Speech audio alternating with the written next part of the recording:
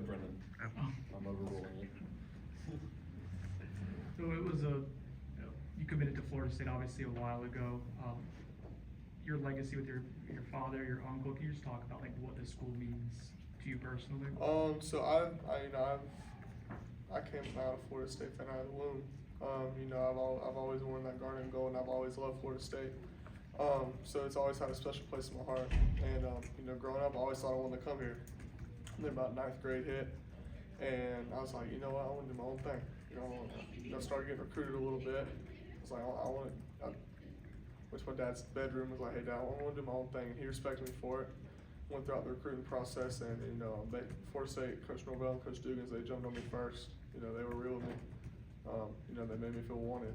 So, I think it was about a year later I committed, and yeah, I do. I've always loved Florida State, but it's Coach Norvell. I mean, yeah, my dad had a little factor in that, but it's mostly Coach Norvell. Chris? Continuing along with that, Coach Norvell recruited you as an individual though, right? Not as a Seminole legacy son of a former player? No, yes sir, you're right. He did recruit me as an individual, and that's what made me like it even more, because I kind of was steering away from here because I'm like, I don't want to come here just because my dad went here. I want someone that wants me for me. And but first real meeting I had with Coach Norvell was in his office, and it was after a camp, and he said, and my dad was out of the room. He said, listen, I can't offer kids because of their dads, I'll lose my job. He said, I want you for you. He said, I respect your dad, and he helped build this place, but I don't care what he did. And that meant a lot to me. It really meant a lot to me. I went home and thought about it, and I didn't commit.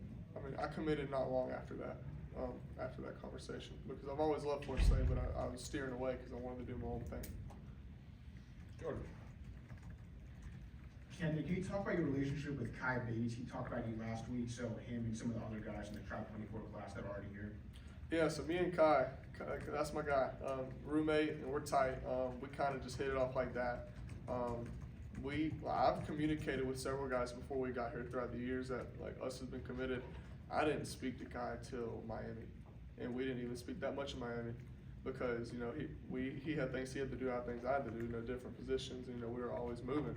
So, but I think he said this too. We got the same type of morals. We got the same goals as a human being, not just as a football player. And we enjoy kicking it. But so me and Kai, we're tight. Me and BJ, other receiver, and we call him Weezy. Wayne McCoy. We got pretty similar schedules, so we're always doing the same thing at the same time. But honestly, I feel like this is a real tight-knit group as a 24 class, especially for guys who only been together really a month. I feel like I've known these guys for a much longer time. So, I feel like this is a really special class. Go to Ira on the right side.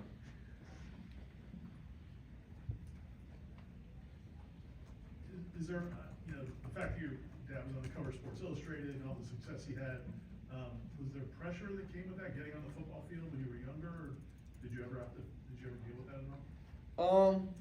I think so. I would say so, yes, sir. Dad was, I think he was the #1 receiver in the nation out of high school, something like that. And, I don't think half of his records hasn't even been broken in the FHSA for Florida. So, coming behind that, I mean, I feel like there's a little bit of pressure, but it made me want it more. It made me want to be better than him. And I feel like me and him are very different when it comes to between the lines, our game.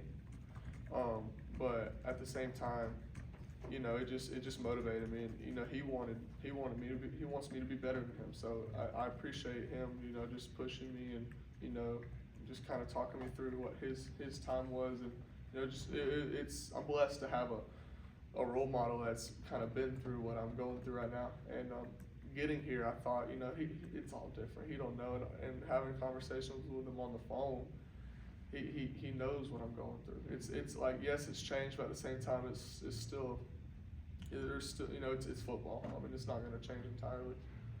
Corey? Whether your dad went here or not, he was a Division I college receiver at a very, very high level. How early did he that's an advantage if you're going to be a receiver yourself. How early was he working with you?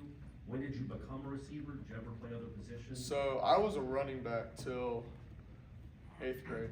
I always played running back. You know, literally, you don't really throw the ball. You can't, you know, O-line, quarterback. So I've always played running back. And he was my coach till about I was 10 years old. And I get the ball 3 or 4 times a game because I scored 3 or 4 times and he couldn't look bad. He couldn't give me the ball no more. So then I was running back till 8th grade. And actually I played a linebacker in middle school. And I was a primarily defensive player because my middle school team was stacked, and I was the only 7th grader who actually got playing time. So I played defense because I wanted to play, you know. And so 7th and 8th grade I played defense. I won defensive player of the year 8th grade. I know it's just middle school, but at the same time, like I didn't truly play receiver until I got into high school. So that's when I transferred over to Swanee during all the COVID and everything. And you know, I've always wanted to play receiver, and that's what I felt like I would do the best at because I'm, you know, a little small to be running back, and you know, I was fine at defense, but that's just, you know, I don't want to touch the ball. So I really had that summer going into 9th grade. Me and him worked a lot because he had worked with me like with speed and stuff and like cutting stuff, and not truly receiver until probably 9th grade. And you know, we had a lot of work to do that summer, and you know, he's every night after Friday, you know, we're staying up till 1, 2 in the morning every Friday night. We're talking about the game. He's, you know, he was like my secondary wide receiver coach, and you know, I everything he's told me I took into consideration and just modeled my game after that. Jack. You mentioned the importance during recruitment of, you know, not being compared to your dad, being, you know, wanting to be recruited for yourself and, you know, your individuality in that. Coming here now at Florida State and finally being there, how much more important is that? And just, you know, creating your own game and creating just, you know, your own individual self here. You know, like I said, I love my father, but at the same time, that's one of my main goals while I'm here, just, you know, do my own thing. And I know it's like, well, why'd you come here if you wanted to do that? But I mean, I love Florida State. I love Tallahassee. There's no place I'd rather want to be. And so, you know, I was like, well, I'm just going to have to, I'm going to deal with it because this is where I want to be. And, you know, guys know that. The coaches know that. So, you know, I appreciate them, you know, kind of just understanding that. And, you know, like we talk about pops and stuff, you know, very regularly. But, you know, they know that I want to just do my own thing and be my own guy. Chris. What is your relationship with Coach Dugans like, both as a person who you're familiar with from growing up and now as your coach? My relationship with Coach Dugans is very well. So I've probably known him for 4 years now because he offered me back in the end of my 9th grade season. And, you know, me and him have been very tight since then. You know, communicating over the phone for several years, coming up here a couple times a year, every year. I think he's gone to a couple of my games, a couple of my practices. And, you know, he was different to me than any other receiver coach that recruited me. You know, he never started out with football. He was always, how you doing? You know, how's the fam doing? How's your relationship with the Lord? You know, we disciple with each other. You know, even now, he's busy as heck, you know, recruiting. He's still calling me up while he's on the road, you know, when he's got a chance. You know, how's it going? You know, are you taking care of business? You know, everything. And, you know, kind of like just like another father figure while I'm away from home. And I cherish that because, you know, I'm still young, so I still like guidance. I still love guidance. And so, you know, me and Coach Dukes, we're tight, and I appreciate just the type of coach that he is and, you know, the relationship that I have with him. So that is another huge reason why I'm here. Ira. With the receivers that you guys lost from last year's team, big shoes to fill. And I know you weren't in the receiver room with those guys, but like, what's the mentality of that group right now? And just in terms of, is there excitement about all the opportunities that are there, or kind of what's the vibe of that room? There is excitement about the opportunities that are coming, but also I feel like the vibe is we got work to do because, you know, like you said, we do have big shoes to fill. But you know, we got guys that have been here for a couple of years, and I can tell that, you know, they're trying to learn things that they haven't really had to do before, because, you know, they're the older guys now. They're looking to be the number 1 and number 2 receiver for our team. So, you know, the guys are motivated, and it makes me motivated. And, you know, I want to learn from them, and I just want to, you know, the tendencies of the offense and, like, you know, what they do to, you know, just help themselves out. Like, I'm just trying to learn from them, and, you know, the guys have been very welcoming, so I appreciate that. But no, the vibe is that we got some shoes to fill, but I feel like we got the guys that can easily fill that shoes. Corey? When Coach Norvell talked about you on signing day, I think the first word he used was speed. How would you describe your game for the people that haven't seen you? What are you bringing to the offense? You know, I feel like I can never be put in one spot. I feel like I can play outside, inside, you know, just wherever coach wants to use me. You know, I don't want to be stuck to one thing. But I mean, of course, I'm gonna do whatever coach tells me. You know, I'm gonna go by that. But I came here in sophomore year, and you know, you come here, you do the camps, you know, the drill stuff, and you run the 40, and I think sophomore is like a 4.4, and then junior is like a 4.3. I haven't ran a 40 since the junior year. Had a little surgery, ended my junior year. But you know, still feeling quick. I think just him, you know, trying not to be too boastful, but him saying that, I think just he's watched my film, and when I got breakaway speed, whether it's, you know, trying to get open or when I already have the ball. And you know, I know college is a different level of ball, so it's going to be a little different than high school. But you know, I feel like that is probably one of my biggest assets. Jordan? Can you talk about your decision to enroll early, how hard that was, when you knew you wanted to do that, and also just how your transition has been, you know, as a college student in your first month in Tallahassee? I thought about it for months because I love where I live, I love home, I love my family, and I play baseball, so you know I'm missing my senior season of baseball for this. But you know, I'm a tad old for a 2024 high school graduate, and so I felt like it was time. You know, I feel like every single one of y'all, but you know, when you get to the point where you're fixing to leave out of your house, you and your dad or you and your parent, you know, you're kind of butting heads. You know, you just feel like you're kind of too old to live in your house. I feel like I wasn't getting too much out of my high school classes. I was just, you know, trying, you know, dozing, sleeping. I was ready.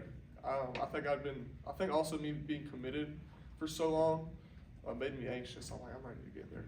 I'm ready to get there. So when I was presented with the opportunity, and I'm thankful that I had a mother that looked ahead of this when early in high school. She's like, just in case, I'm not saying you have to do it, but we're gonna get you the classes to where if you want to, you can. She said that my freshman year, so I'm blessed for that. And you know, when they asked me, I think it was probably a little less than a year ago, I was like, yeah, I want to do it. And you know, like I said, it does stink because you miss your family. It's like a couple less months that you have with your family, friends, high school, baseball.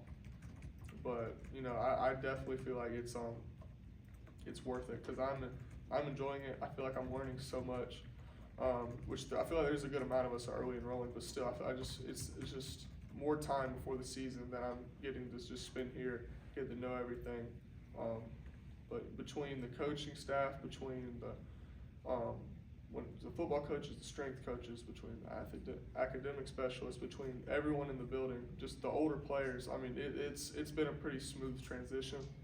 I'm thankful for everyone that's, you know, because I can tell that they've put a lot of work into just making it easy for us and, you know, not too overwhelming, and it hasn't been.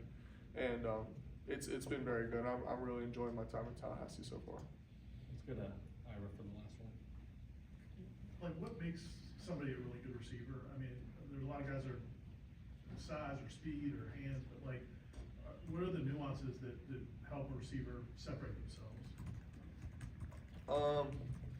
So me and one thing that my father really always embarked on is, you know, first off, you gotta catch the dang ball. You gotta catch the ball, and you know, so that's one thing that I really kind of just focus on. Never, ever, ever drop a ball, and then just creating space. no matter whether you gotta use a move to do it, whether you just gotta run. I mean, you know, just kinda dumbing it down, I just feel like, you know, if they throw it to you, catch it, and then just create space. I mean, at a simple standpoint, but I try not to make it too difficult, especially while on the field. I don't want too much things running through my mind. You know, in the receiver room or out on that practice field, I'm trying to work on any other move that I can get. I'm experimenting with, the other teammates, and if there's some things that they're better at, I'm like, hey, how you do that, stuff like that. But when it's time to like get in dope or just like an actual game, it's just all right. Just get open, catch the ball, and just that play football. Okay, thanks, Cam.